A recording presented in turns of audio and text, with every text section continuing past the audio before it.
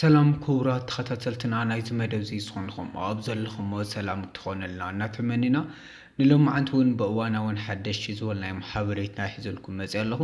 ንሎማዓንቲ ናባኹም ዘብሎ ድማ ኣብ ሶሻል ሚድያ ብጣዕሚ ኣዘራራቢ ዘሎ ጉዳይ ብዛዕባ ኣድያም ሰባሃቱ ክኸውን ኣብ ሶሻል ሚድያ ኣድያም ሰባሃቱ ጠኒሳ እናተባሃለ ይንሸራሸር ኣሎ። ነዚ ጉዳይ እዚ እውን ክንሪኦ ፈቲና ነርና። ኣድያም ሰባሃቱ ብሓቂ ድያ ጠኒሳ ካብ መን እያ ጠኒሳ ዝብል ጉዳይ ኣስፈ ሓቢለ ናባኹም ከቕርቦ እየ። ነዚ ቻናል ሓደሽቲ ትኾንኩም ሳብስክራይብ፣ ላይክ፣ ሼር ብምግባር ቤተሰብ ይኹኑ። ብተወሳኺ እውን እንለቀሙ ሓድሽ ቪድዮታት ፈጢኖም ንክመፁ ናይ ደወል ምልክት ይንኩ። ሰናይ ጻንሒት። እምበኣር ከስ ክቡራት ተኸታተልትና ኣብ ሶሻል ሚድያ ብጣዕሚ ኣነጋጋሪ ዘሎ ጉዳይ ይህ ናባኹም ሒዘልኩም መፅእ ኣለኹ። እቲ ጉዳይ ድማ ኣድያም ሰባሃቱ ኩለና እንፈልጣን እንፈትዋን እናኽብራ ካብቶም ኣለውና እንብሎም ተዋሳኢት ድማ ሓንቲ እንትኸውን ኣብዚ ሕዚ ሰዓት ድማ ኣድያም ሰባሃቱ ጠኒሳ እናተባሃለ ብጣዕሚ ኣብ ሶሻል ሚድያ እናተዘዋወረ እዩ ዘሎ። እዚ ጉዳይ እዚ ድማ ክንደይ ናይ ዝኣክል ሓቅነት ኣለዎ ዝብል ድማ ንክንሪኦ ፈቲና ኢና። ቅድሚ ናፍቲ ጉዳይ ምእታወይ ግን ብዛዕባ ኣድያም ሰባሃቱ ሓደ ክብለኩም። ኣድያም ሰባሃቱ ተወሊዳ ዝዓበየትሉ ኣብ ኤርትራ እንትኸውን እዛ ህውብቲ ስነ ጥበባዊት ድማ ካብ ቀደም ኣጋና ካብ ዕሸል እናሃለይ ድማ ናብ ስነ ጥበብ ዓለም ክትኣቲ ድሌት ነይርዋ። ኣብቲ እትመሃረሉ ዝነበረ ቀዳማይ ብርክን ካልኣይ ብርኪ ቤት ትምህርቲ ድማ ብድራማ መልክዕ ኣብቲ ቤት ትምህርቲ ትሰርሕ ነይራ እያ። እዛ ህብብቲ ስነ ጥበባዊት ድማ ድሕሪ ኢትዮጵያን ኤርትራ ሰላም ድማ ናብ ኣዲስ ኣበባ ክትመጽእ ኽኢላ እያ።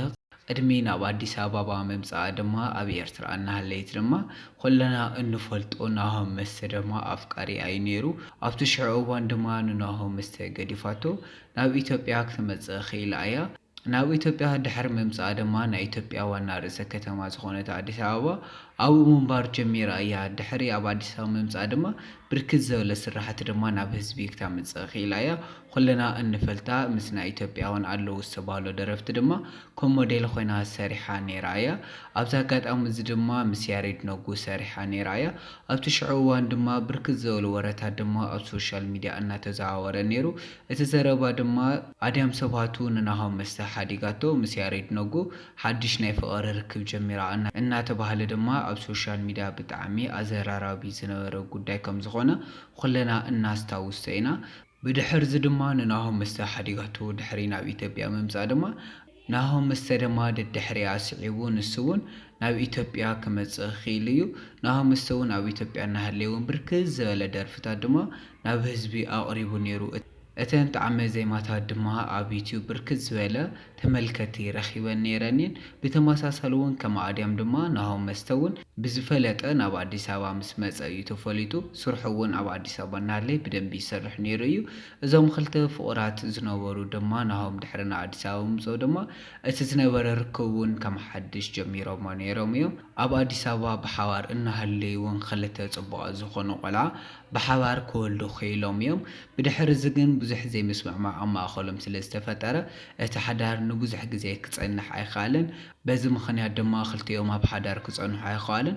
በዛ መልኪታ ኣድያም ሰባሃቱ እውን ናይ ባዕላ ሓድሽ ላይፍ ሂወት ጀሚራ ነይራ። ማለት ምስ ካሊእ ኣፍቃሪ ሒዛ ኣብ ካሊእ ሂወት ኣትያ ነይራ ናሆም መስተ ረሲዓ። ናሆም መስተ እውን ብተመሳሳሊ ንኣድያም ረሲዑ እሱ እውን ናይ ባዕሉ ላይፍ ጀሚሩ ነይሩ። ይኹን ደኣ እምበር እዞም ሰባት ድማ ከክንበይኖም ኮይኖም እቲ ናብራ ዝጀመሩ እውን ክጠቕሞም ኣይከኣለን። በዚ ምኽንያት ድማ ክልቲኦም እንደገና ተመሊሶም ሓድሽ ርክብ ጀሚሮም ነይሮም እዮም። ማለት ናብቲ ናይ ቀደም ርክቦም ብሓባር ኮይኖም ምንባር ጀሚሮም ነይሮም እዮም። ኣብዚ እዋን እዚ ድማ ብጣዕሚ እዮም ዝፋተዩ ነይሮም ክልቲኦም። ኣብቲ ሽዑ እዋን እናስታውስቶ ኮይና ኣብ ናይ ኣድያም ሰባሃቱ ፕሮፋይል ፒክቸራ ናይ ፌስቡክ ይኹን ናይ ሶሻል ሚድያታት ኩሉ ናይ ናሆም መስተ እዩ ነይሩ። ብተመሳሳሊ ናሆም መስተ እውን ናይ ፕሮፋይል ፎቶታቱ ናይ ኣድያም ሰባሃቱ እዩ ገይርዎ ነይሩ። ብድሕር እዚ ድማ ክቡራት ተኸታተልተይ እዚ ሓዳር እዚ እውን ድማ ክጸንሕ ኣይከኣለን። ብድጋሚ ድማ ተፋቲሖም ኣብ ሶሻል ሚድያታት ዝነበሩ ፎቶታት ኩሎም ድማ ናይ ባዕሎም ጥራሕ ኣትሪፎም ምስቲ ዝነበርዎ ወይ ድማ ኣድያም ናይ ናሆም ፎቶ ኣጥፍያ ናሆም ድማ ናይ ኣድያም ፎቶ ድማ ካብ ሶሻል ሚድያ ከኣሊዎ ኽኢሎም እዮም። ብድሕር እዚ ድማ ኣድያም ሰባሃቱ ኣብ ቀረባ እዋን ኩለና ከም ናስታውሶ እንተኮይና ኣብ ሶሻል ሚድያ ሓድሽ ኣፍቃሪየ ተፋልጥዎ ኢላ ኣብ ሶሻል ሚድያ ፖስት ገይራቶ ነይራ እያ ነታ ሓድሽ ኣፍቃሪያ። በዛ መልክቱ ድማ ናሆም መስተውን ኣብ ሶሻል ሚዲያ ፖስት ዝገበሮ ፎቶ ነይሩ ብጣዕሚ ኣብ ሕማቕ ኩነታት ኣለኹ ኢሉ ድማ ናሆም መስተውን ፖስት ገይሩ ነይሩ ናብዚ ናይ ሎማዓንቲ መደበይ እንትመጽእ ድማ ኣድያም ዘባህቱ ጠኒሳ እናተባህለ እዩ ኣብ ሶሻል ሚዲያ ዝውረይ ዘሎ እዚ ነገር ኸ ክንደይ ዝኣክል ሓቀኝነት ኣለዎ ዝብል ድማ ብደንቢ ክንፍትሾን ክንሪኦ ፈቲና ነርና ኢና እቲ ነገር ግን ክቡራት ተኸታተልተይ ሓቂ ከም ዘይኮነ እዩ ተፈሊጡ ምክንያቱ ኣድያም ዘባህቱ ኣብዚ ሕዚ ሰዓት ምንም ጥንሲ ኣይተረኸበላን ምንም ጥንሲ ዝበሃል የብላን እቶም ሓደ ሰባት ኣብ ሶሻል ሚዲያ ድማ ኣድያም ዘባህቱ ጠኒሳ እናበሉ ዝሪእዎ ዝነበሩ ፎቶ ድማ ኤዲት ዝተገበረ ፎቶ እዩ እምበይ ናይ ብሓቂ ኣድያም ዘባህቱ ጠኒሳ ኣይኮነትን ክቡራት ተኸታተልተይ እምበኣርከስ ክቡራት ተኸታተልተይ ንሎማዓንቲ ሒዘልኩም ዝመጻእኹ መደብ እዚ ይመስል ነይሩ ክሳብ ብኻሊእ መደብ ንራኸብ ኣብ ዘለኹምዎ ሰላምኩም ክትኾነለይ እናተመኒኹ ነዚ ቻናል ሓደሽቲ ትኾንኩም ሰብስክራይብ ላይክ ሼር ብምግባር ቤተሰብ ይኹኑ ብተወሳኺ እውን እንለቆም ቪድዮታት ፈጢኖም ንክመፁ ናይ ደወል ምልክት ይኹ ቻው